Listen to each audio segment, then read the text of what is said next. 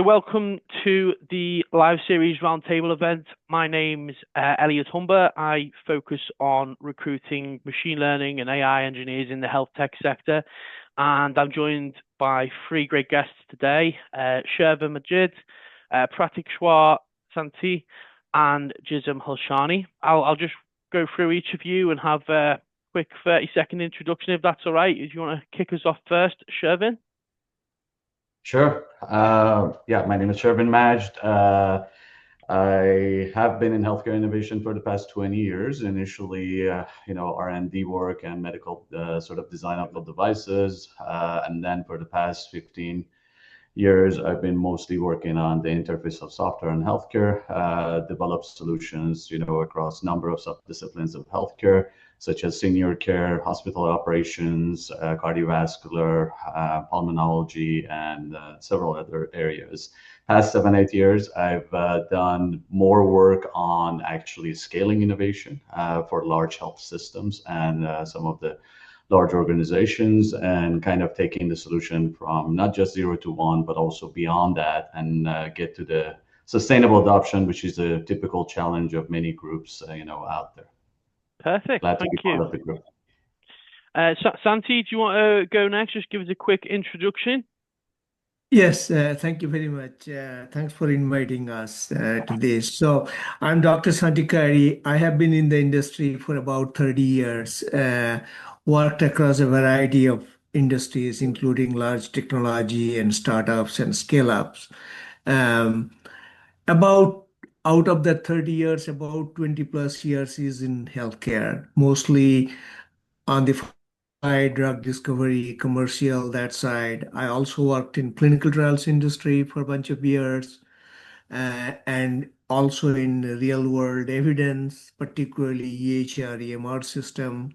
And the last 3 years or so, I have been in the medicine in the cloud, where we are really doing already launched a platform that is taking the provider network and enabling them to run their service in the cloud. And I am one of the co-founders of this journey, and but very deep in data engineering, cloud engineering, obviously AI, ML, um, extensively on the production side rather than just doing prototyping. Perfect. Thanks very much.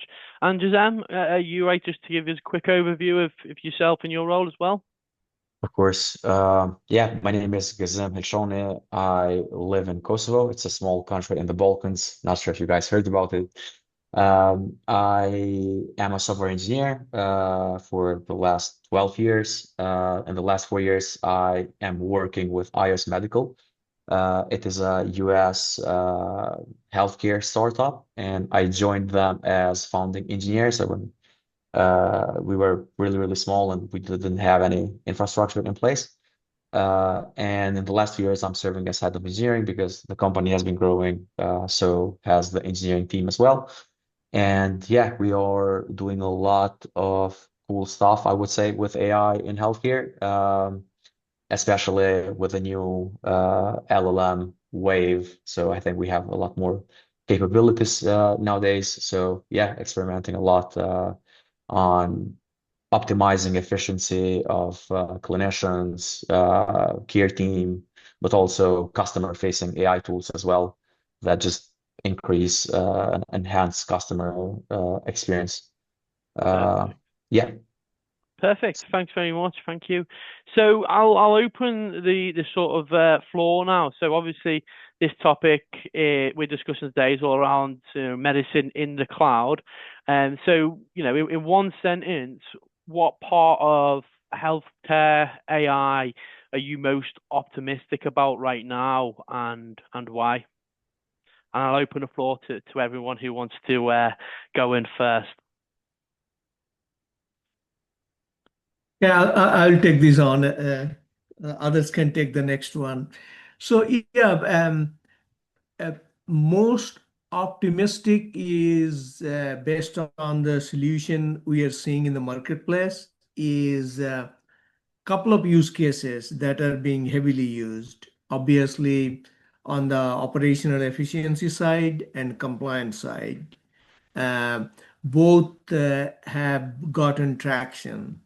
Um, there are some good work going on in the clinical trials industry as well on the drug discovery side, patient matching, customer service, that kind of use cases.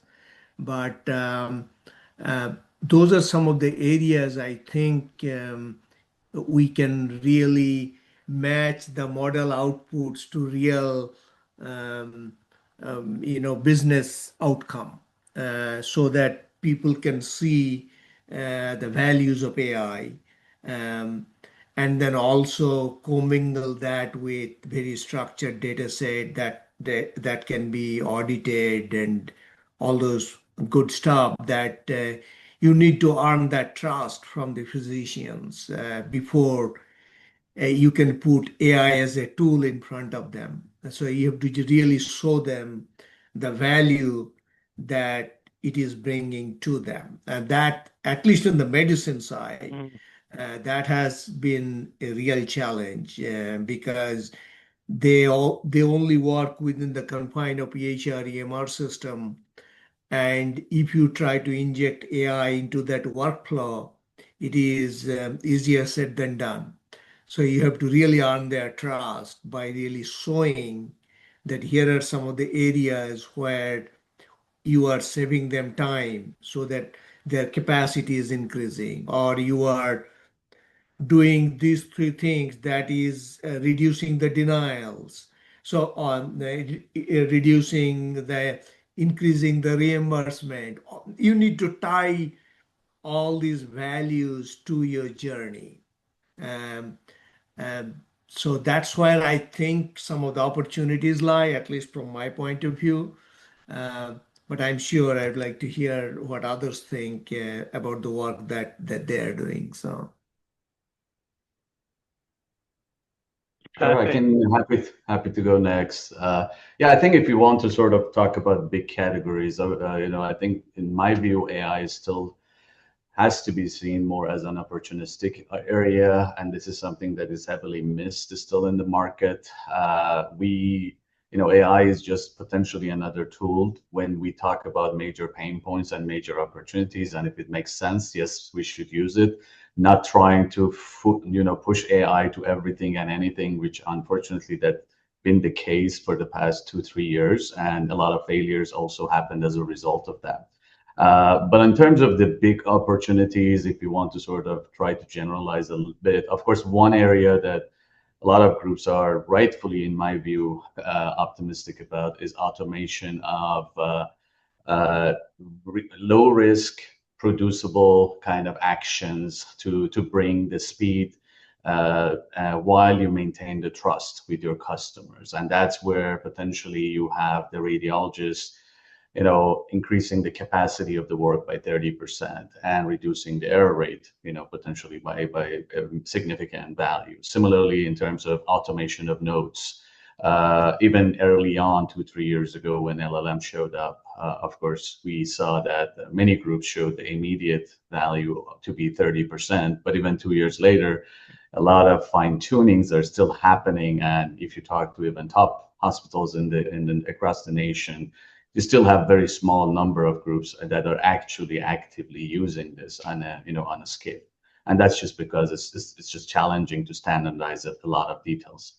The other category that I'm gonna call it cautiously optimistic is because I think it's important to educate a lot of folks that are excited about AI on the fact that we are still struggling to understand how to use the value of data on the historic side and look at the retrospective value of data and convert it to actionable insights.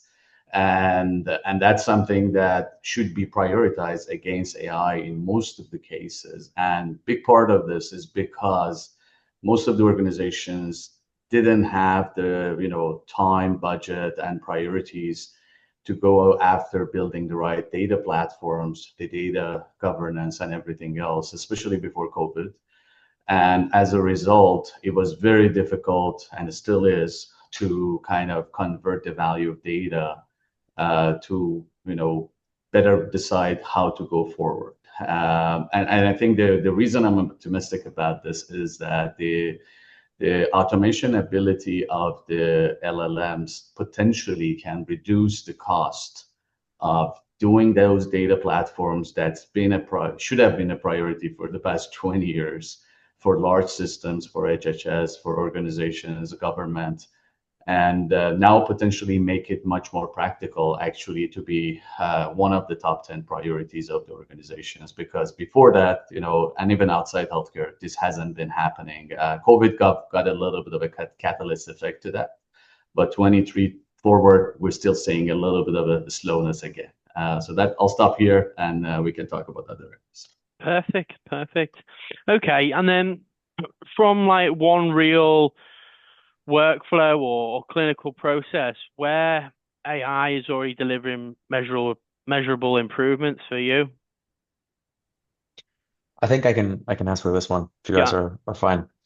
So yeah, I can give you a good example that we have in production right now. So we operate in the weight loss space with GLP-1s, and there's some requirements that our customers need to complete before our clinicians can review their case and decide to prescribe them the GLP-1s or not. We call this the enrollment flow. And sorry, I'm hearing a bit of feedback.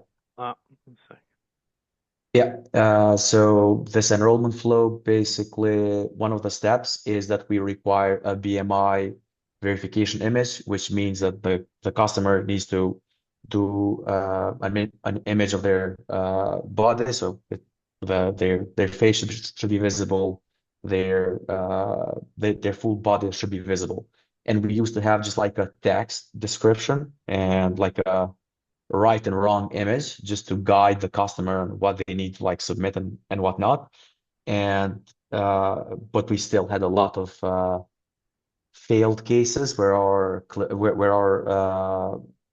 care team in the backend reviewed the case, so that the uploaded image didn't fill our requirements that we had made visible in the web app, but the customer still ignored. So we needed to like reach out back to the customer. It could take like some back and forth, and sometimes it took like hours or I mean mostly like days, but in some cases even weeks to like get this process done, depending on how interested the customer was to like push this forward. What we have done now is we are using an LLM, and we basically do like the first analysis using an LLM. So we upload the customer image to an LLM. We have a BA or signed with the biggest LLM providers like OpenAI. So we send the customer uploaded images. We use the AI to basically detect if the customer is wearing glasses or if their full body is visible or not. And then we feed the feedback that LLM is providing. We feed it directly to the customer so they can see it in real time, and then they can see that okay, their uploaded image does not fill the requirements. They can do their take 2 and take 3, and then they can continue. We do not make this a hard requirement. So if someone still wants to continue with their enrollment flow, they can, and then the human specialist is going to review that case anyways. But we have seen that most customers actually will try and do their take 2 and take 3 until they see that the software is happy with their uploaded image, and then they just click next. And this has increased our entire enrollment time from, I would say, a couple of days to less than 24 hours. So just like a very small tool, but very, very huge impact for our business, but also customer satisfaction, because they do not need to do a lot of back and forth with our care team. Yeah, hopefully it was useful for you guys. Yeah, absolutely. Do Shervin or Santi, would you like to add anything at all to that? Yes, I'll just give one of my latest examples from my recent work. So what we do in our platform is we allow patients to do telehealth using our platform asynchronously so that they don't have to talk to the doctor. So we collect what is called medical triage information from the patients based on the services they are and then collect all kinds of questions related to past medical history, surgery, current symptoms, social like alcohol or smoke, all those things, obviously other clinical details, and then use a little bit of LLM because LLM is notoriously um, bad when it comes to dealing with facts. It's very good in doing fluency. You give a whole host of text and it will try to give you a better text. It is good at that. But when you try to say, here are the facts I'm giving you, try to compose um, without losing any facts, you will go astray with it. So what we did, we have now 3 patented application. We just recently filed 3 patents that does self-auditing and then human in the loop. And then we have when it goes and creates the SOAP notes within HREMR system, then physicians review it, they edit it, and then we take that edits back again to improve the model. So it is very RAG based, not just blindly using LLM. Not good for. So we have our patented algorithm now that uses some base. So we use multiple LLMs through Open Router. That way we are not married to one. Sometimes GPT could be good on one, but Gemini could be better on others. Anthropic could be way better. So it depends on the use cases. But none of them we found useful to generate provider-ready SOAP node that is auditable. So we had to come up with our own algorithm on top of LLM outputs. So that's a real-life example, has been in production for about 2 years now at scale. And there are 3 patents we applied exactly on this topic. Perfect. Perfect. Okay. And I suppose what's like the most practical way you guys are sort of obtaining usable clinical data? I know Gzim and Santi, you've kind of explained how your platforms work as well. Shervin, do you maybe want to come in on this one? Yeah, I think I already kind of covered a little bit on the lack Yeah. of data platforms, basically. Yeah, and if you look at the mid to large enterprises, there is a ton of data already in the systems that, of course, the priority is how can we leverage that to learn the mistakes that has happened in the past, and those could be significantly valuable to operate the system better, to reduce the patient's risk better, to serve the patients better. So a lot of this fits into that priority I mentioned, that you need to, I mean, as an organization, to think about how you put together the right elements of cloud, the right elements from your data lake, data warehouse, to transfer the data, to clean the data, and also emphasizing that, yeah, most of the challenges when we talk about understanding retrospective data or machine learnings, which is a little bit different than what we hear most of the times nowadays, which is only about LLMs, which is important, but it's not the whole story, is the fact that cleaning of the data can be 90%. The other challenge is that within mid to large systems, the standardization almost is non-existent. So even for a very simple terminology or term, clinical or operation, from one clinic to another clinic next to each other, they define these terminologies differently. And that's why it's important to kind of consider that when you do the cleaning and once you want to convert those to kind of value. And that's why I think it's important to hopefully leverage LLMs in this context to automate some of the development work that is heavy for these kind of work, and kind of making sure that data is usable and not just sitting somewhere. And just to maybe emphasize one more point is that how bad the situation can be in a large system is that the even repositories of the same data in a large system could be north of 20, 30 different repositories. And many large systems have the traditional issue or challenge of not knowing where things are. So we're trying to go from there to somewhere that we hopefully see full automation. And I think a lot of audience or even clinicians do not necessarily follow the crawl walk process to kind of make sure that risk is mitigated and we validate the sort of value and kind of approach at each step of the way. Perfect. Does anybody want to add anything to that?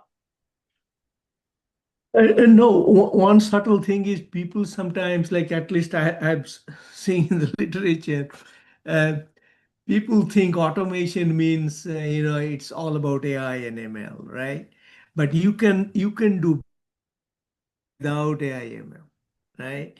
So AI ML could give you that extra lift, but just by doing simple robotic process automation, simple, GitHub integrations. There are so many facets to automation. So you need to just bring all those things together to really get the benefit of LLM. LLM is probably the last mile, but before you get to that advanced level, you need to have all the other things laid out for you before you can start claiming victory on LLM. Perfect. Okay, nice. We'll jump into the next question now. How do you balance iteration speed with regulatory safety requirements?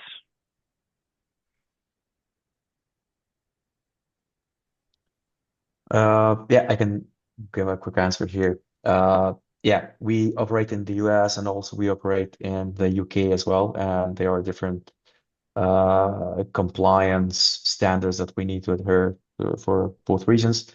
And LLMs, as the other guests said as well, are not reliable. So they can produce different outputs, even given the same set of parameters. So we should be really careful on using LLMs when we're talking about clinic protocols, etc. So our strategy is to basically use LLMs in more not that risky environments where even if it does a mistake in 1% of the cases, it's not going to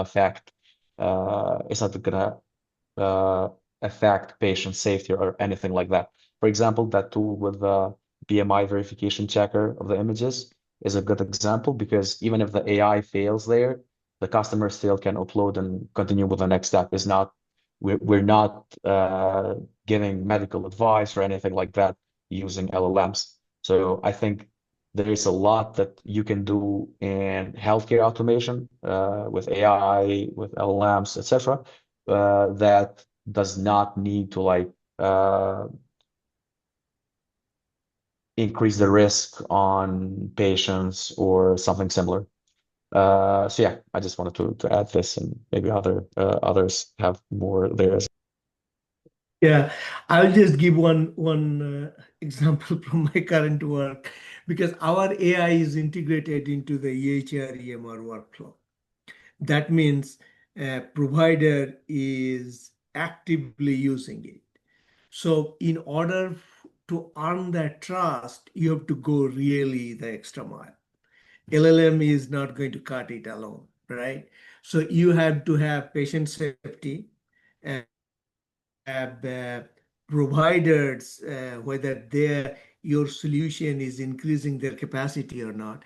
Can they see more patients per hour or not, right? Because that's how they're going to measure your solution. So the way we approached it is we take, because remember the SOAP note, I don't know how much you guys are aware of, when you go to a physician's office, right? They usually ask you all kinds of questions. And then all those questions go into the EHR system. They call it SOAP note, right? Subjective, objective, assessment, and plan. SOAP, SOAP. That becomes the chart note that becomes the history as part of your visit, right? So the next time you go, they will open that up and go on and on and on. And that is must be HIPAA compliant, otherwise provider's license is going to be revoked, right? So very, very serious stuff. In order to be a part of that workflow, your AI does not need lot of data. All it needs is the usable data. The previous guest was talking about that, right? That you need to have the right platform, right automation, right quality, right governance, all those data related stuff so that providers trust you are. And then algorithm will automate that thing at scale, right? So it all depends on the problem you're trying to solve using AI. That's what we are finding out. I've been using AI ML predictive algorithm for a long time, but in healthcare industry, even in financial industry, it's usually little different, unfortunately, because of the regulatory heavy nature of these industries. So. Mm. Perfect. Perfect. Okay. I know we are sort of on the clock, so I'll just go into one of the next questions now. So like scaling deployments, what has been like the hardest part of going from maybe one hospital to many? Yeah, and I think this is the part that I was referring to in terms of scaling innovation. I mean, there are the clear barriers even within one system, let alone going to two different customers. And the most important is lack of a standardization. At the very high level, even before LLMs, which is empowering us to do a lot of kind of innovative work. The challenges were not really on the technology side on healthcare, and that's important for audience to understand that the challenges were more related to human and process. And those challenges would not go away on their own unless if organizations can agree on best practices, on the governance bodies, on what the criteria is for go no go, how you validate each step of the way. And these are the things that will take a long time to sort of develop and sort of go after. And that's why for let's say a small team or for a startup to go from even one hospital to another, they need to make sure that they understand the differences between the two hospitals, and they adjust their system so that the given ROI that is achieved potentially successfully in the first hospital will be repeated on the second one. That's the kind of more on the kind of technology side of that. But the other thing is it's very important to engage early with different layers of organizations of the second group, making sure that both leadership as well as the folks on the ground, front runners and frontline, are aware of things, because the alignment with both groups are not just necessarily nice to have. It's mandatory to achieve success for deployments and continuous validation and continuous maintenance. And that's part of the reason these are challenging tasks to do. But at the same time, if the process is followed diligently, there is a way to sort of hopefully achieve the success at the end. Perfect. Perfect. Have you sort of found any? Have you found like clinicians found it hard to get on board with these new AI systems? Well, That's just the nature of the work. Sorry, I wasn't sure if it's relevant to the previous comment. That's why I'm responding. So clinicians, of course, they have to worry about patient safety significantly, because especially if the system is not clear to them how it behaves. In I think last year, Europe made it mandatory for all the AI models to be explainable. Again, what it means is still not fully clear. But it's because they are emphasizing on the point that your customers and your clinicians have to have a full understanding of that, to make sure that false positives, false negatives, are minimized or potentially zero. And one last point, and I'll pass it to Sangeet, is that we have to also bear in mind that as a human nature, we expect AI to be 100% perfect, unfortunately, while, maybe the average physicians, like average engineers or average other fields, are probably not better than 70% accurate. Yeah, no, great point. Yeah, I think you already said what I was about to say. So the thing is, one of the things that is very critical is attack low risk items for AI. Gain some traction, show them that you can deploy those use cases at scale. Because what is happening is there are like within a given company, startup is little different because everybody is aligned, everybody is rowing in the same direction. But if you try to suddenly introduce and transform a big organization, it's tough. So you'll have to really uh, look for friends, as they say, the group that can work with you, um, attack some low-hanging fruits, hopefully, and then gain some traction, and then just deploy it at scale, go to the next stage, next stage, next stage, right? And but for folks like us who is just doing things like inventing new way of doing things, and we are still startup, like 30, 40 people. So alignment is much easier than, for example, if you want to disrupt a big organization, like, just pick one, like FedEx or UPS or GE, or just pick one, right? It's tough. So, One last point on that is because it's a very important. Again, I think that both panelists also mentioned that human in the loop is one way of starting. One is low risk, the other one is like the examples it mentioned. That could be an area that is more practical to start with. Once you show things working with that process for a long time, then you can think of that as dropping it. I mean, it's similar to almost self-driving cars that they're going through it nowadays, and they haven't actually, even in certain cities, they have actually somebody sitting on the other side, just to make sure that they go through this in a very careful approach. Absolutely. I wanted to add an example here as well of something that we are doing. So basically, it was brought up by our product team that it would be really beneficial for the clinicians, for the clinicians that are doing the prescription, to basically see a flagged version of enrollment cases where something is off. Like, for example, if the patient had out of the normal range blood tests or something like that. So basically, we wanted to flag them with like a warning color, so then the clinician would know to pay more attention than to their average case.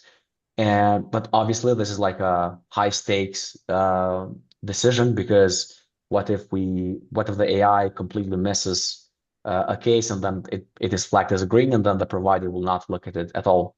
So it was discussed with our clinicians as well. And then what we decided to do is to basically deploy the system in the background. So we would mark how many cases, we would mark every single case. We would flag them with green category or warning or red.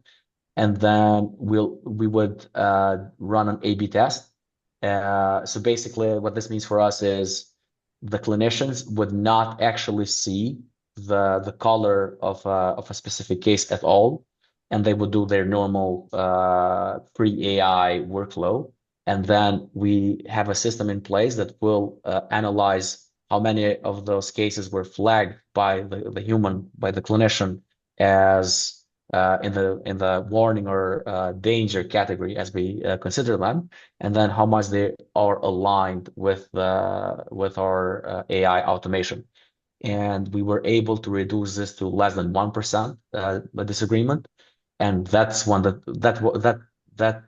our providers basically give their green light for us to like release this in production.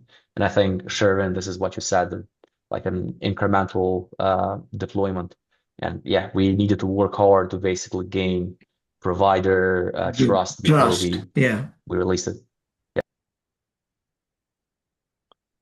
Has anyone seen anything that didn't work in sort of gaining trust with sort of clinicians? Yeah, I can give you at least 50 examples, but one of the areas they are very skeptical is when AI tries to give like recommendation, right? So we, particularly on the medicine side, dose, strength, right? And LLM can be spectacularly wrong. So be careful. So as is traditional classic ML, right? Because they are not meant to handle these kind of scenarios. Another area where we have seen AI does not do a good job is you ask to get all the codes from the tags, like ICD code or CPT code or SNOMED code or whatever, right? All the medicine code. They don't do a good job. They will miss dots. They will miss alphanumeric. They will miss all kinds of things. But if you see a code, each has a meaning. So providers get really, really upset when they see, because they know these codes in their head all the time, right? And when they see you are trying to pitch an AI and your ICD codes are all incorrect, right? So have to be very, very careful. That's why I think the QC, human in the loop, is like so critical. So we were like trying to pitch all these things, and we were like dumbfast. I'm like, we did not do our homework. Perfect. Yeah. And I think, I mean, just to be clear, Elliot, I think there is a published data that about 90 to 95% of the work that we see in LLMs and in healthcare are failing today. And so that is clear, but it's failing mostly not because of something fundamentally wrong with LLMs. It's because of the process that Gzim mentioned is very difficult, and it has so many aspects to it, and people, do not follow that clearly, and they're not patient enough to go through it with their own stakeholders. That's the main reason they're failing, and also almost worse than what I'm describing is the fact that anytime we have a major leap in technology, such as the advent of LLMs, there is this misunderstanding that we can ignore the basics and drop QA, drop understanding the point, and it's going to fix itself. And that's why the failures can get worse because of those reasons. But also, I agree with Sanket that LLMs or even ML, depending on the situation, a lot of times are considered non-deterministic approaches. And that's not necessarily easy to kind of tie a deterministic need in healthcare to non-deterministic solution. But at the same time, I think a lot of those can be handled in different ways. Exactly. As long as we follow the process correctly. And one last point is, there is a big difference between prototypes and products. And most of the things we see and we hear in the market, they're only prototypes, and they work in a very small setting and data. But as soon as you want to sort of go to a meaningful scale, they fail. Perfect. Yeah. I think you touched on a lot of the next question in terms of where LLMs are, valuable and risky. Does anybody else want to add anything further to that? Well, one thing I think that we have been living, breathing it as part of our platform. Remember, LLM is good at predicting the next token, next word. It's very good at that.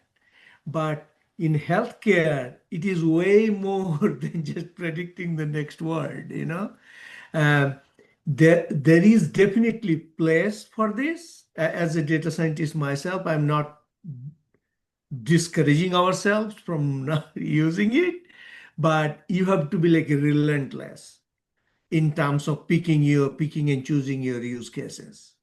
That when to use it, what to use it, why. So ask all those questions and then always keep your human in the loop. That's not going to go away because LLMs are, that's why the RAG came in, agentic AI came in. What are those? They allow you to tap into structured data set that LLM can use to perfect its observation, right? So now, what's the ecosystem around LLM so that people will be really happy with the LLM output remains to be seen.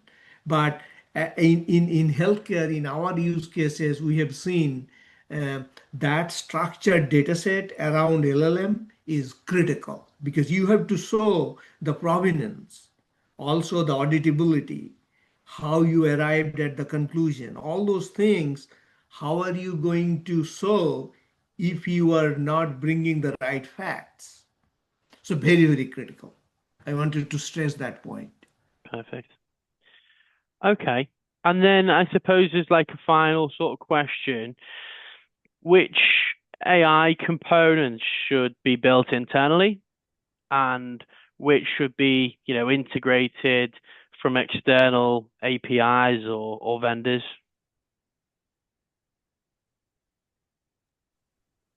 I can give an answer and share my thoughts on this. I think so. We have this engineering culture where we prefer building stuff more than buying by default, but there are a few cases where or just not simply are not doable for us to build ourselves. Let's say we're using an LLM, and of course we can run like an open source model. We can fine tune it and run it locally, but the performance that it offers is way worse than what you would have off shelf if you use like an OpenAI or Cloud API. So basically, because they just cost billions maybe to like fine tune and train. So I think it is fine for us to make use of these big LLMs, but then there's a lot of AI engineering. This is what's called to basically build systems around it. And I just wanted to also mention one part that I really like that the phrase that most of the tools that we see are just prototypes and not actual products. And I think uh, the main factor is building the evaluation systems around these tools. Because how can you actually measure something that you do not know which one of the outputs was the correct one? Is like very hard to like measure. So we have had a lot of success by using other LLMs being the judge. So this is called LLM as a judge. So first, like for example, we have one workflow where we generate some actions, and then we have the other workflow who is basically there just to evaluate the results of the first workflow. And yeah, we're doing engineering systems like this just for evaluation problems, and we have seen a lot of success, but still, I think we are not there to automate the critical clinician-led processes, at least for our organization, even though the LLMs are really amazing and capable. Yeah, and I think, I mean, if I want to sort of add to what Gzim mentioned, I think part of this is for the previous question, Elliot, that where LLMs fail and not. Again, one of the things that are rarely being discussed, even for use cases that are reasonably mature, such as RAG or RAG, is the fact that most groups, they just see some, interesting results that are promising, and you rarely see groups talking about how you benchmark the quality of that RAG. And that's almost a non-starter to me, because 3 months later, let's say you have your V2 version 2 of the same platform that you want to put in the system. If you don't even know what your current system scoring and benchmark is, how do you make sure that your second one is acting better and it's not worse? And this is what I'm describing is not rocket science, but unfortunately, believe it or not, in most conversations that I'm seeing, and I do these calls regularly, is the kind of missing these facts. And I'm glad that they mentioned it, because that's really a fundamental part to sort of go scale. One last point about build versus buy. Just want to kind of elaborate a little bit from the large customer point of view. Generally speaking, historically, buy has been the way to go, because these systems don't have the right process and agility to build things. And I think that still probably should be the case anywhere possible. But the difference is that even in those systems, even if you have everything ready, I believe the ownership should stay on the customer side, meaning you have to have a knowledgeable and capable team that should own the solution and development, integration, and customization of that, even if you buy it completely from outside. And that's the part that is missing. And unfortunately, a lot of failures translate to the point that kind of a buy approach, led to failure. But the reason is not really the solution; it's the process itself again. Yeah. Yeah, just to add one finer details here, like it's again, as they said, a fool with a tool is still a fool, right? Mhm. So you need to pick the right tool for the right job, right? So the way we think about this is on the workflow, but like it's like building a house, right? Yeah, you own the architecture of the house. You know where the bathroom needs to be, all the how many rooms you want. So you own the workflow, but you don't want to start inventing cement or bricks or that you can buy, right? So you think building a systems that way, that certain things you can plug and play. Mhm. But overall workflow, it's your business, it's your innovation. So own that, but try to solve it using tools that are widely available, including open source, right? So, but you have to be, you have to know your use case, obviously. So which tool to choose for what use cases. So. Absolutely. Okay. And then as a sort of close, I guess I'd open the floor to each of you, just a quick, under a minute. What's one takeaway you'll bring back to your respective teams and organizations?